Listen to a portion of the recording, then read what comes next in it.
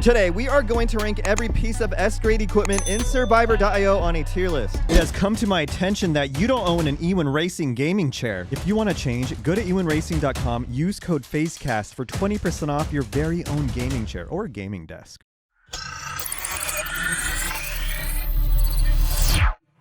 We are going to start out with Voidwaker Treads, and I'm going to stick them in the S tier. Both pairs of S-grade boots will increase your movement speed by 2, but Voidwaker Treads have two very interesting skills. Apex Species, plus 10% movement speed for every 500 enemies killed, max 50%. And Predator increases proportionate damage against enemies with lower movement speed than you, and this also maxes at 50%. So the faster you are, the more damage you can potentially deal. I find this to be effective in a lot of game modes and in Ender's Echo. Next, we have Eternal Boots, and I'm also going to stick them in the S tier. Starting at an excellent grade, Eternal Boots will leave a trail of fire behind your survivor when moving, also when they're standing still. And at a red grade, increases fire trail damage and slows enemies. So not only will a trail of fire cause damage, it will also slow enemies down. A lot of people like Eternal Boots. It can be effective in Ender's Echo. Some people like to walk around the boss in a circle or make the boss chase them, and the trail of fire can cause additional damage. But I like Voidwaker Treads more for the 50% damage boost. Next, we have Voidwaker Handguards, and I'm going to stick them in the B tier. Voidwaker Handguards have very interesting skills: Destructive Nature, insta-kills non-boss enemies below 20% HP, blood suppression, plus 50% damage against elites and bosses, and Sanguine Aura, enemies in a certain radius will gradually wither. They will lose 1%